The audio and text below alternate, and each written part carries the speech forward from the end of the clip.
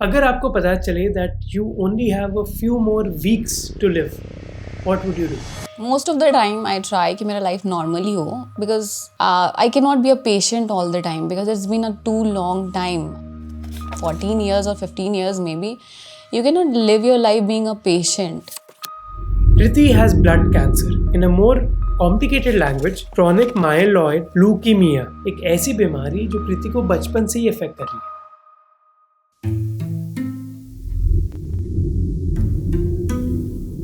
कृति झारखंड में हजारीबाग इलाके के एक छोटे से गांव बड़का गांव से आती है.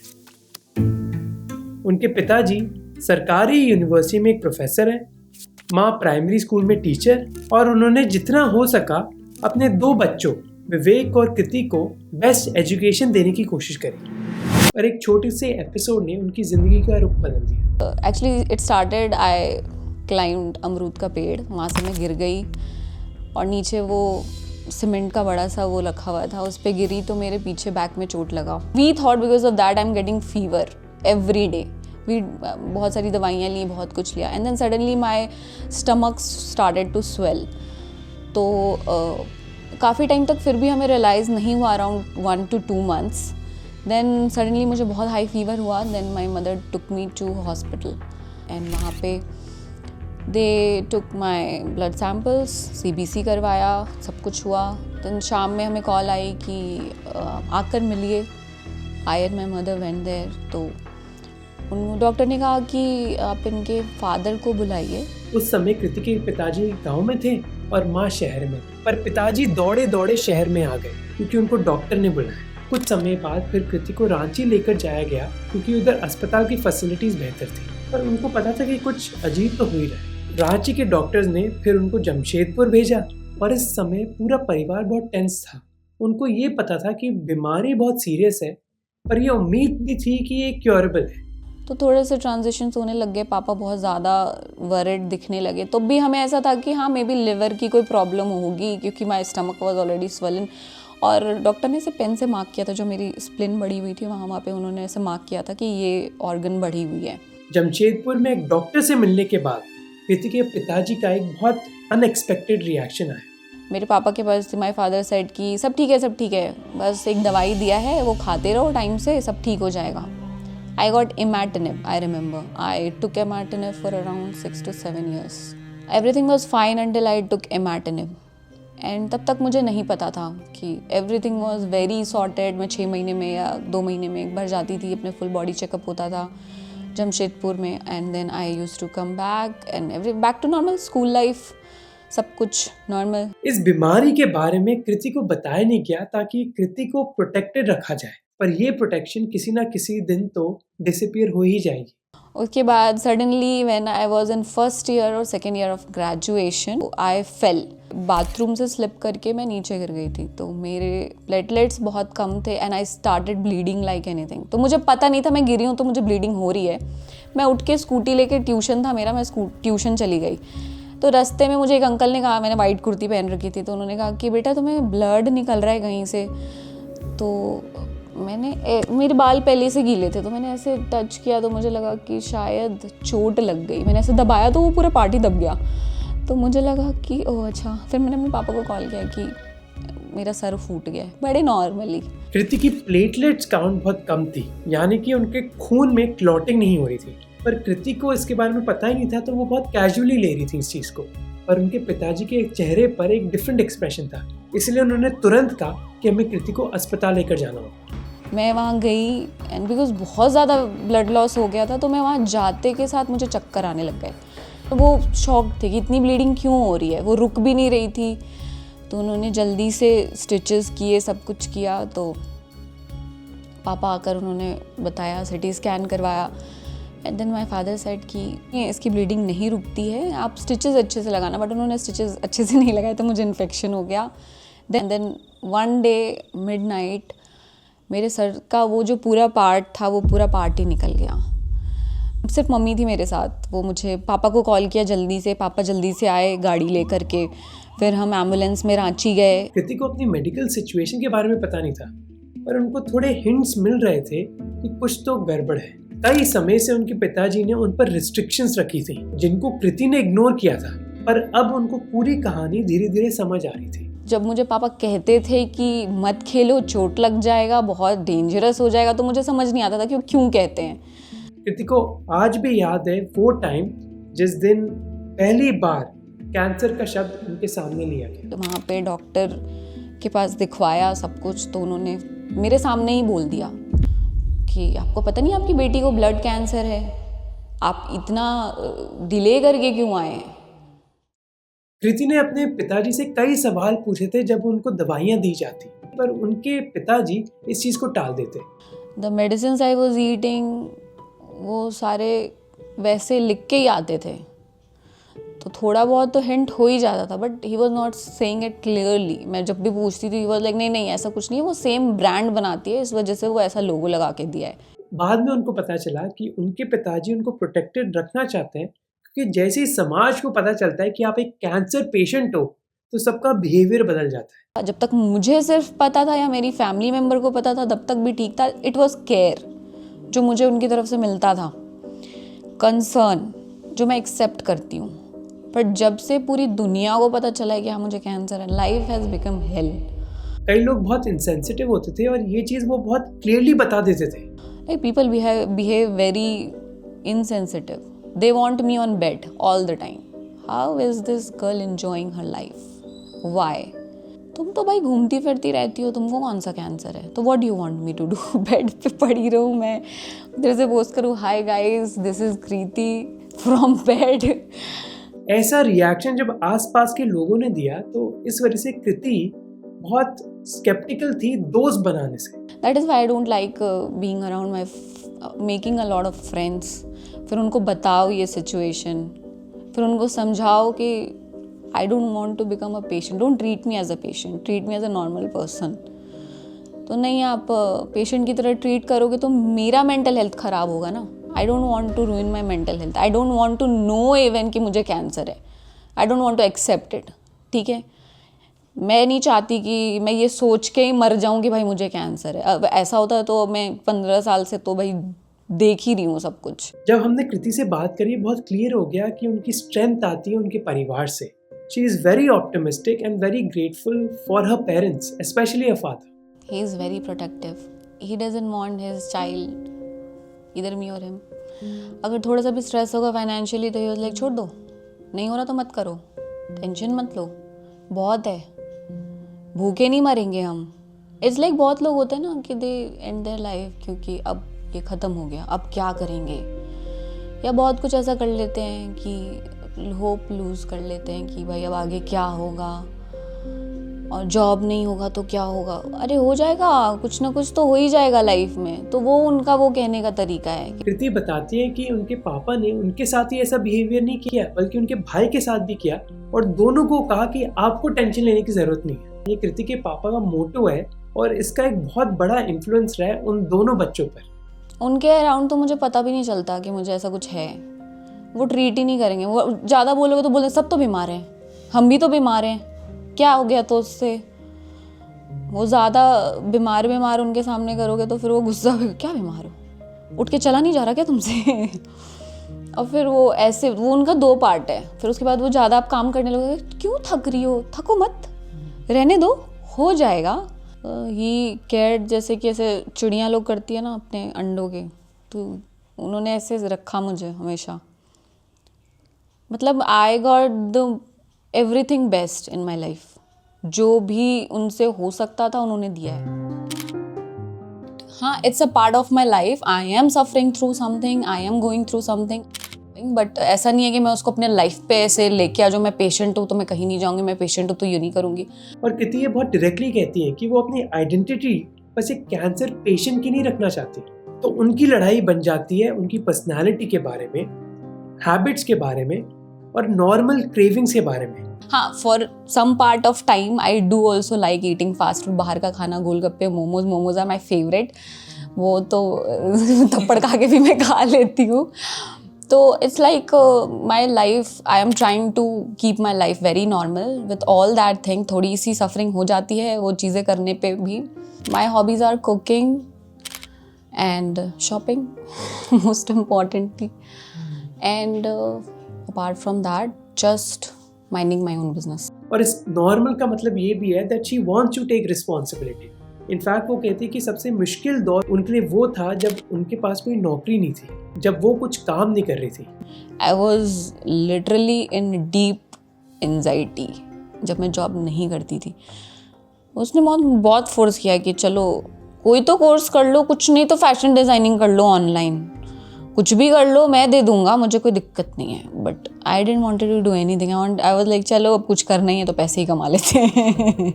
जब वो घर पर थी तो वो बस दिन रात अपनी बीमारी के बारे में ही सोचती, जबकि जब वो काम करती हैं तो उससे वो मेंटल लोड कम हो जाता है. I am loving my job currently which I'm doing. Like yeah, I'm loving it. My colleagues are very good, very supportive. Please ये मत डालना. और जॉब उनके लिए बस एक डिस्ट्रैक्शन नहीं है, but is a way for her to again prove to herself that she is living a normal life. It's like I'm experiencing life में जो चीज़ें होती हैं वो नॉर्मली जो सबकी लाइफ में होती हैं. जॉब कर रही हूँ, अपने एक्सपेंसेस देखना, अपनी लाइफ में क्या ज़रूरी हैं, क्या चाहिए, क्या रिक्वायरमेंट्स हैं, लाइफ कैसी चलनी चाहिए, इस बात का डिसीजन तो टोटली मेरे ऊपर ही है. मेरे घर वाले कभी प्रेशराइज़ नहीं करते किसी चीज़ के लिए कि ये ऐसे क्यों नहीं कर रही हो, वो वैसे क्यों नहीं कर रही हो. हाँ, बट व्हेन रिक्वायर्ड थोड़ा सा हिंट आउट कर देते हैं कि इतना ज़्यादा वास्ट मत जाओ. बट दे नो कि I am handling it in a very good way, तो वो थोड़ा सा स्ट्रेस नहीं लेते. तो I am taking all the ownership of my life. और वो ये क्लियरली बताती हैं कि इस बीमारी के बारे में सबसे मुश्किल चीज़ ये नहीं है कि ये बीमारी है, but it's also how it affects other people around her. लोग बहुत डिफरेंट तरीके से बिहेव करने लग जाते हैं. जैसे मैं क्या बोलूँ, मेरे अपने रिलेटिव, एक्सटेंडेड फैमिली, वो मुझे बोला गया था, मुझे मेरे डॉक्टर ने कहा था मेरे फादर को कि बिकॉज आई वॉज इन्फेक्शियस उस समय पे, तो ही सेड कि बेडशीट रोज चेंज करनी है, nobody will enter the room क्योंकि वो इन्फेक्शन हो सकता है, मास्क लगा के आना है, जूठा किसी का नहीं खाना है, and you have to give her bottle वाला पानी. तो my father was following all of that. फिर हम गए अपने घर.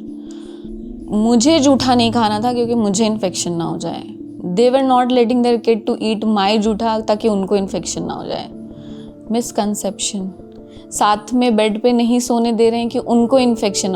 आई एम ओके कि मुझे हो रहा है तो ठीक है, कोई नहीं, बैठ जाओ, बट दे आर थिंकिंग कि उनको इन्फेक्शन हो जाएगा मुझसे. It's not tangible. And she in some ways finds this very funny. Cancer is not tangible. I can not give you infection but I can take infection from you. तो मानो उनकी जिंदगी अब नेगोशिएशन बन गई.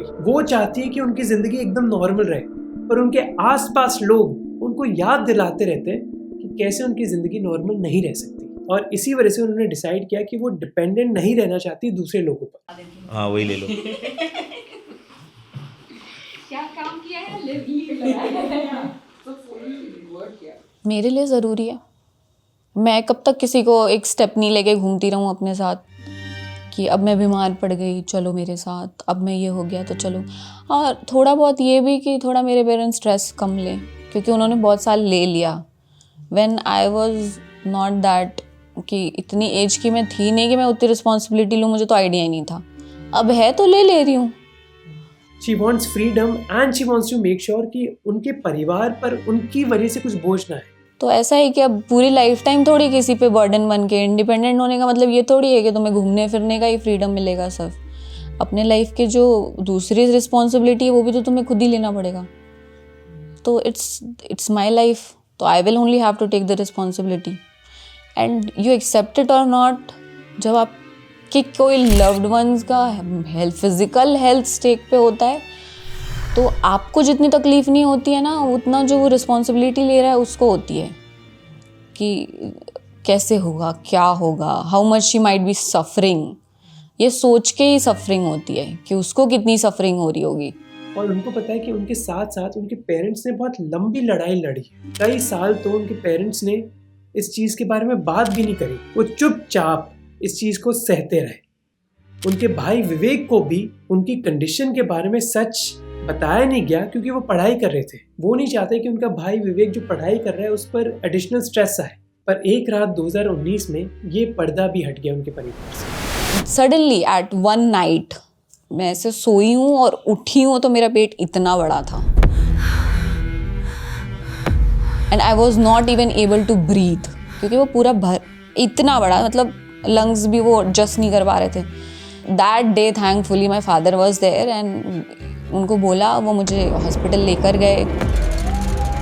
पर छोटे शहर के अस्पताल ज़्यादा कुछ नहीं कर सकते. उन्होंने नाक के थ्रू पाइप डाल दिया ताकि वो पानी निकले एंड ऑल ऑफ दैट. पर ये कंप्लीट सोल्यूशन ही था और उनकी हेल्थ बिगड़ने लगी. सेकेंड डे मेरा हेमोग्लोबिन 5 ग्राम हो गया. Third day it started to like बहुत वर्स होता गया.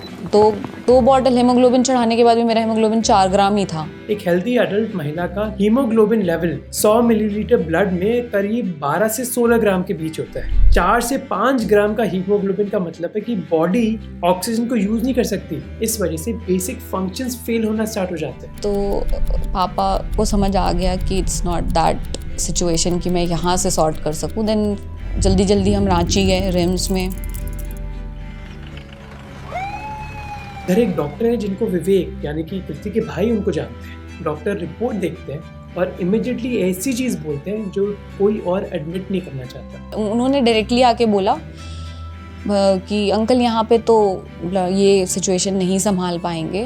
तो उन्होंने सजेस्ट किया कि आप TMH ही चले जाओ. उसके बाद पूरी सिचुएशन बदल जाती है. कृति को जमशेदपुर में एडमिट किया जाता है एक अस्पताल में कई हफ्तों तक. एंड मैं TMH गई, वहाँ पे 1.5 महीने मुझे एडमिट रखा. और फाइनली ये क्लियर हो जाता है कि एक्चुअली चल क्या है. सारे टेस्ट हुए. Then we got to know that my disease has transition to second stage.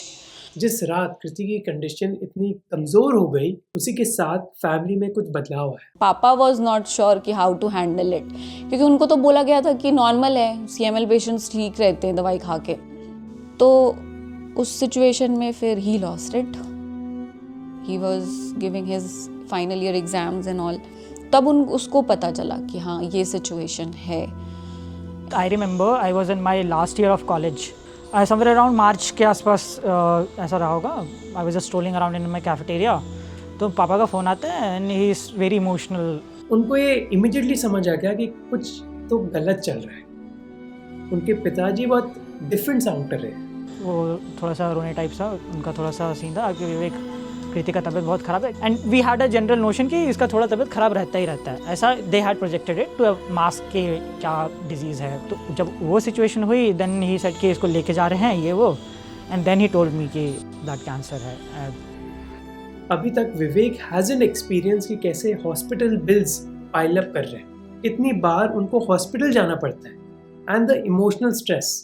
I did not knew know. तो मेरे लिए तो it was like all good, all बढ़िया, सब कुछ बढ़िया चल रहा है. ठीक है, मैं पढ़ रहा हूँ, वो भी अपना पढ़ रही है, सब चल रहा है. ठीक है, फैमिली में सब हेल्दी हैं. ठीक है, कोई सिचुएशन नहीं है, कोई फाइनेंशियल स्ट्रेस नहीं है. और अब रियलिटी हिट्स विवेक. उनको पता चलता है कि all of this also means financial struggles. 2019 में also we were running campaigns for collecting money because suddenly doctors had asked for 20 lakhs. ठीक है, अब हमारे पास तो था नहीं तो we had to sell the land. एक हमने ज़मीन बेची थी घर में वहाँ पे. तो we sold the land on a much reduced price. And suddenly this financial pressure increases. तो मैंने पापा को बोला था कि डोंट वरी अबाउट इट, कि अभी लेके जाओ आप इनको जैसा भी चल रहा है. I will take care of the rest of the things. उसके बाद से ऑनवर्ड्स. तो from then onwards I started like contributing and I was wondering कि भाई कैसे हो गया ये सब. अब वो खुद भी बहुत यंग थे इस सिचुएशन में और वो कई डिफरेंट तरीके से रिएक्ट कर सकते थे. बट ही रियलाइज कि अब उनको परिवार की रिस्पॉन्सिबिलिटी खुद उठानी पड़ी. आई थिंक जब मुझे पता चला था जब last year of my college तो आई डिसाइड कि ठीक है I have to take care of things तो रिक्वायर्स मनी.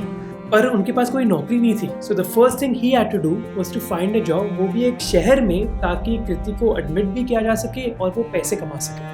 तो आई फिगर्ड आउट कि जहाँ भी लूँगा मतलब समवेयर अराउंड दिल्ली या मुंबई या kind of place where it's good health care is available. तो फिर मैंने देखा तो I got a job in Gurgaon.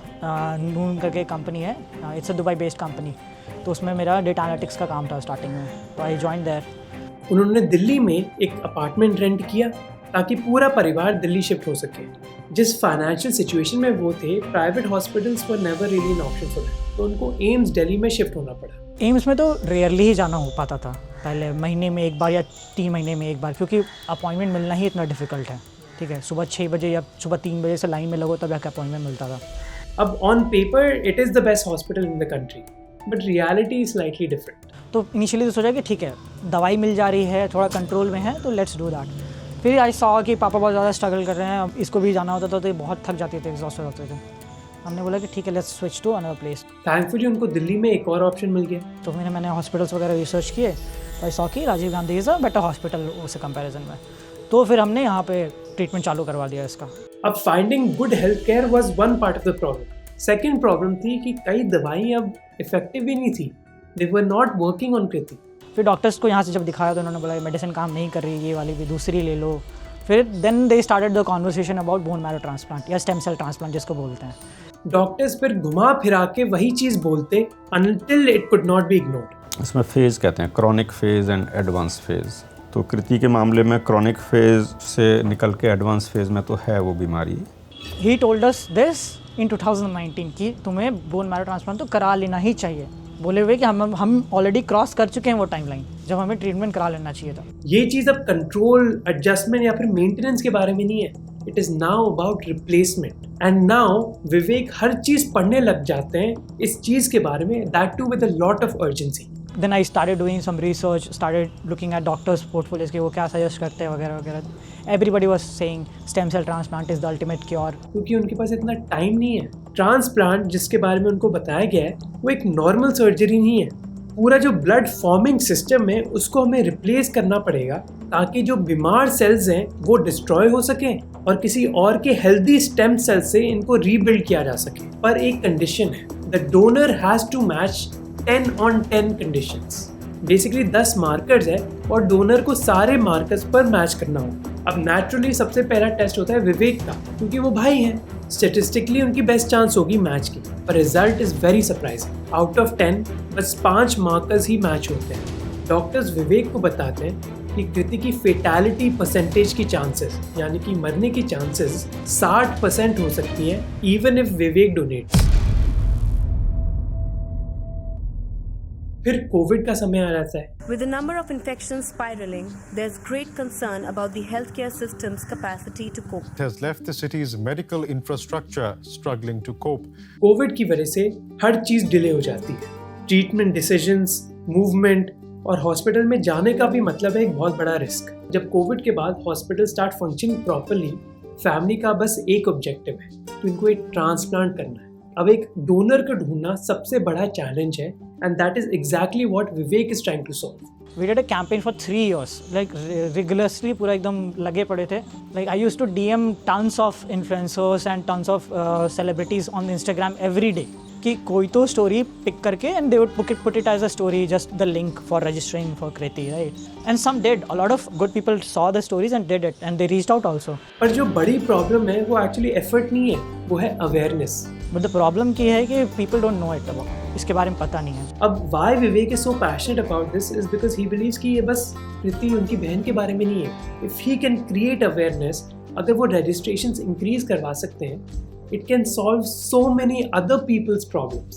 If you are registering, you are not only helping other but your family members also. In a situation, if something happens, you can quickly find a match. Because वो एक simple registry बना रहे हैं, ठीक है? They're not doing anything. Match find होना 1 in a million kind of situation है. If you are a match with a person, तुम दोनों ही एक दूसरे की lifeline हो. अब सवाल है कि आप हेल्प कैसे करोगे? Now this is a very different type of integration. Mostly लोग skip कर जाते हैं वीडियो में during the integration, brand integration. But I really hope that you don't, because this is important. DKMS एक इंटरनेशनल नॉन प्रॉफिट ऑर्गेनाइजेशन है जो दुनिया की सबसे बड़ी स्टेम सेल डोनर रजिस्ट्री को मैनेज करती है। उनकी डेटाबेस में 1 करोड़ से ज्यादा रजिस्टर्ड डोनर्स हैं एंड 1 लाख से ज्यादा पेशेंट्स को स्टेम सेल डोनेशंस मिली उनकी वजह से। लिंक टू रजिस्टर डिस्क्रिप्शन में। I have just one request, please register. India में बस 2 लाख लोगों ने ही रजिस्टर किया है। We urgently need more Indians to register. You can literally save someone's life. Process बहुत सिंपल है, आपको क्लिक करना है, एक शॉर्ट फॉर्म भरना है और उसके बाद DKMS आपको एक स्वॉब किट भेजेगी आपके घर में। आपको अपने चीक्स में स्वॉब करना है और फिर वो एक फ्री पिकअप भी करवाएंगे आपके घर से, तो आपको कहीं जाने की जरूरत भी नहीं है, आपको किसी हॉस्पिटल लाइन में नहीं लगना। And this is just so that किसी की जान बच सके। एंड रिमेंबर कि रजिस्टरिंग का मतलब ये नहीं है कि आपको अब डोनेट करना पड़ेगा। रजिस्टरिंग जस्ट मीन्स कि अगर आपका मैच हुआ किसी पेशेंट के साथ कल, परसों, अगले महीने, अगले साल, you can then decide if you want to donate or not.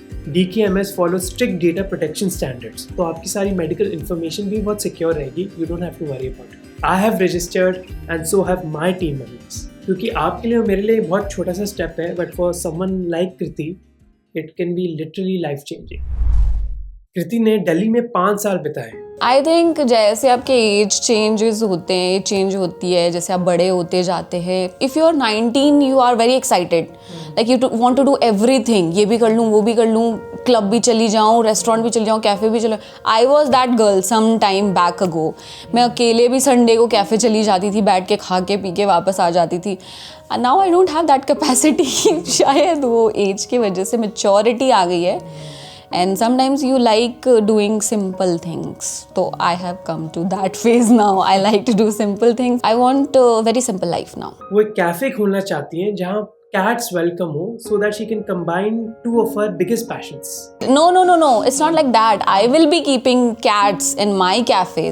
And they'll come have the cat therapy, जो अभी बहुत ही वो चल रहा है ट्रेंड में। तो you can have a cat therapy, you can meet my cats, you can have your lunch, you can have your dinner, breakfast, whatever you prefer.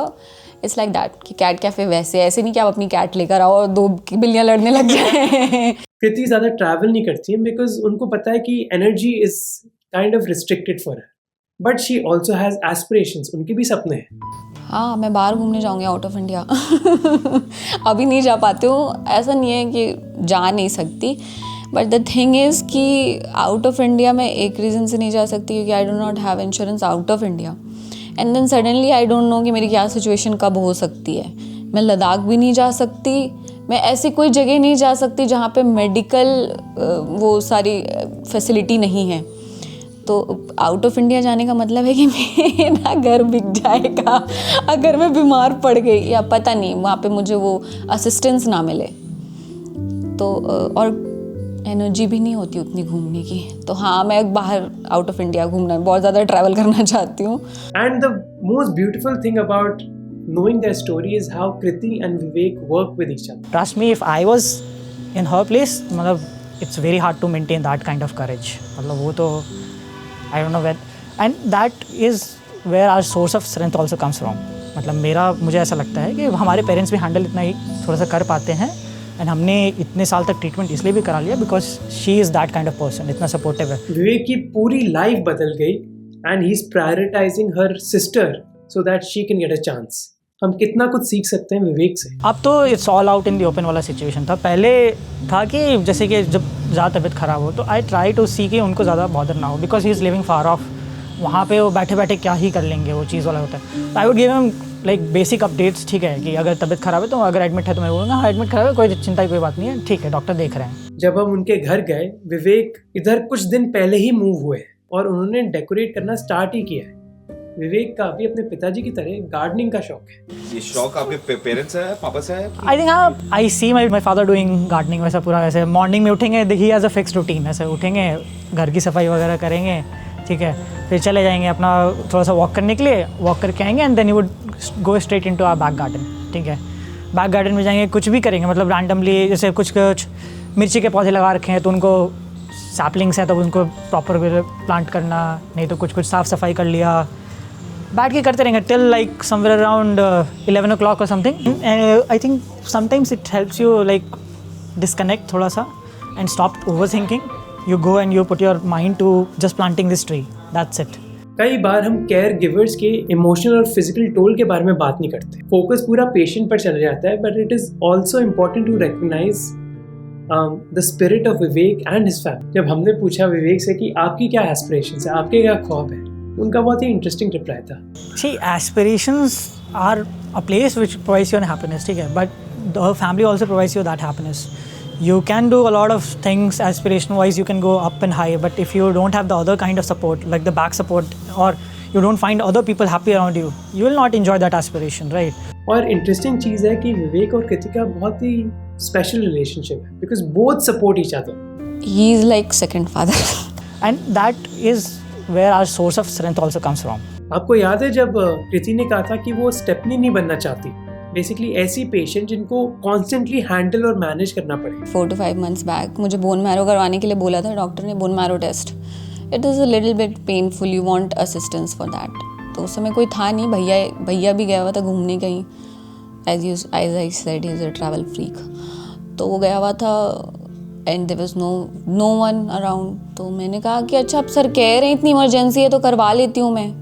He said नहीं, 2 दिन में हम आ जाएंगे तब तुम करवा लेना, अकेले कैसे करवाओगी। मैंने कहा इसकी बातों में रहूँगी तो हो गया। मैं माइंड प्रिपेयर करके नहीं जाती हूँ, क्योंकि प्रिपेयर करने में तो हो गया भाई कि हो गया, नहीं होने वाला है, सोचते सोचते ही डर लगता रहेगा। मैंने कहा चलो फिर करवा लेते हैं। मैं करवा के घर आ गई।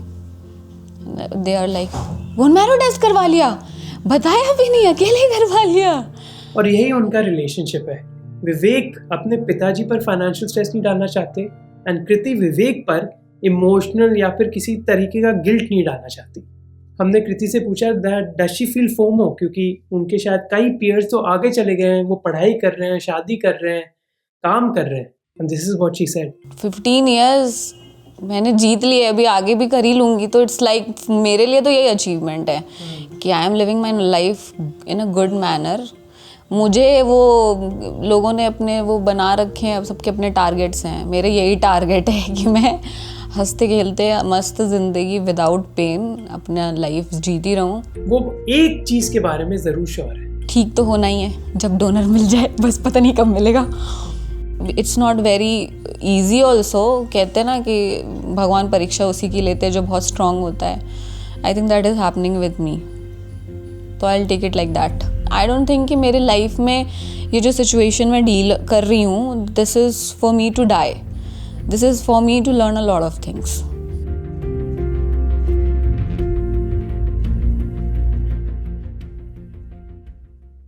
and that's why I need something from you. Kriti's life can only be saved if she gets a 100% matched donor. 100%. अब chances कम है, but it is non-zero. It is about her survival.